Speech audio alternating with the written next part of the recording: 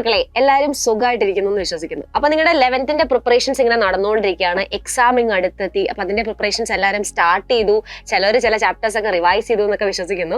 അപ്പൊ നിങ്ങൾ ഈ വർഷം തുടങ്ങിയപ്പോൾ തൊട്ട് കേട്ട കുറച്ച് കാര്യങ്ങളാണ്. 11th എന്ന് പറഞ്ഞാൽ 12th ബേസ് ആണ്. 11th നിങ്ങൾ പഠിക്കുന്ന ഒരുപാട് കാര്യങ്ങൾ 12th നിങ്ങൾ ആക്ച്വലി ഹെൽപ്ഫുൾ, അല്ലെങ്കിൽ 12th നിങ്ങൾ പഠിക്കുമ്പോൾ കുറച്ചുകൂടി ഈസി ആക്കാൻ വേണ്ടി ഹെൽപ്പ് ചെയ്യുന്നുള്ള ഒരുപാട് കാര്യങ്ങൾ പല ആൾക്കാരിൽ നിന്ന് നിങ്ങൾ കേട്ടിട്ടുണ്ടാവും അല്ലേ.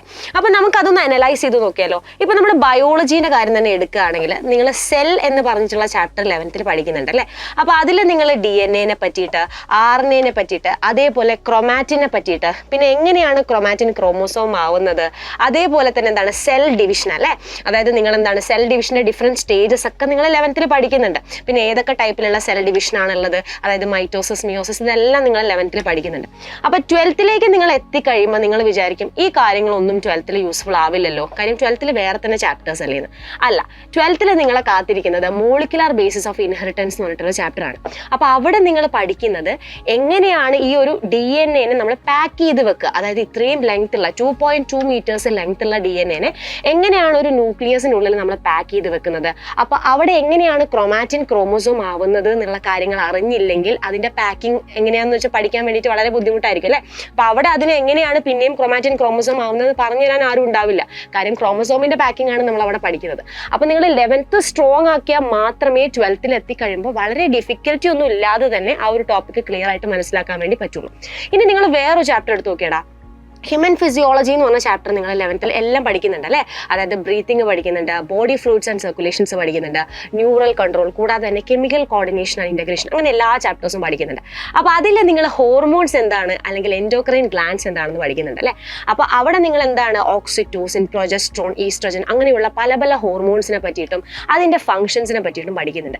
അപ്പോൾ നിങ്ങൾ 12th ഒന്ന് വന്നു നോക്കിയടാ, 12th നിങ്ങളെ സുവോളജി സ്റ്റാർട്ട് ചെയ്യുന്നത് തന്നെ human reproduction and reproductive health എന്ന് പറഞ്ഞ ചാപ്റ്റർ ആയിട്ടാണ്.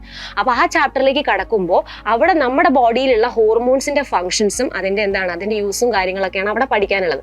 അപ്പൊ എന്താണ് ഹോർമോൺസ് എന്ന് അറിയാതെ, അതിന്റെ ഫംഗ്ഷൻസ് അറിയാതെ ഡീറ്റെയിൽ ആയിട്ട് ബാക്കി പ്രോസസ്സോ കാര്യങ്ങളോ ഒന്നും തന്നെ നിങ്ങൾക്ക് 12th പഠിക്കാൻ വേണ്ടി പറ്റില്ല.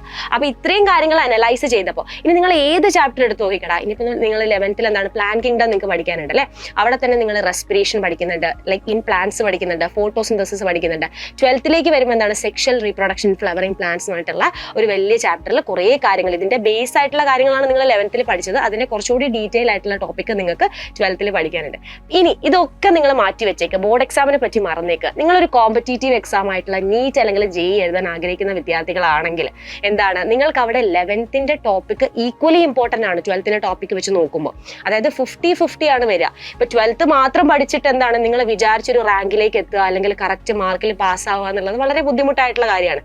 അപ്പൊ നിങ്ങൾ വിചാരിക്കുക എന്നാൽ 11th ഇപ്പൊ പഠിക്കാതെ മാറ്റി വെച്ചിട്ട് 12th എത്തുമ്പോൾ പഠിച്ചാൽ പോരുന്നു. അല്ല, നിങ്ങളുടെ ബേസ് സ്ട്രോങ് അല്ലെങ്കിൽ ഒരിക്കലും നിങ്ങൾ വിചാരിച്ച റാങ്കിലേക്കോ അല്ലെങ്കിൽ നിങ്ങൾ വിചാരിച്ച മാർക്കിലേക്കോ ഒരിക്കലും എത്താൻ പറ്റില്ല. അപ്പൊ നിങ്ങൾ എന്താ ചെയ്യേണ്ടതെന്ന് വെച്ചാൽ നിങ്ങളുടെ ബേസ് എപ്പോഴും സ്ട്രോങ് ആക്കുക. അതിനു വേണ്ടിയിട്ട് കറക്റ്റായിട്ട് ഹാർഡ് വർക്ക് ചെയ്ത് പഠിക്കുക, എല്ലാ കാര്യങ്ങളും സിസ്റ്റമാറ്റിക് ആയിട്ട് പഠിക്കുക, ഒരു കാര്യവും പ്രോകാസ്റ്റിനേറ്റ് ചെയ്യാതിരിക്കുക. അത് ഇപ്പോഴാണെങ്കിലും നിങ്ങളുടെ എഡ്യൂക്കേഷൻ അല്ലെങ്കിൽ നിങ്ങളുടെ പഠിത്തത്തിന്റെ കാര്യമാണെങ്കിലും ലൈഫിലാണെങ്കിലും നിങ്ങൾ അങ്ങനെ തന്നെ ചെയ്യുക. അപ്പോൾ എല്ലാവരും അടിപൊളിയായിട്ട് പഠിക്കുക, എല്ലാവരും ഉഷാറായിട്ടിരിക്കുക. All the very best.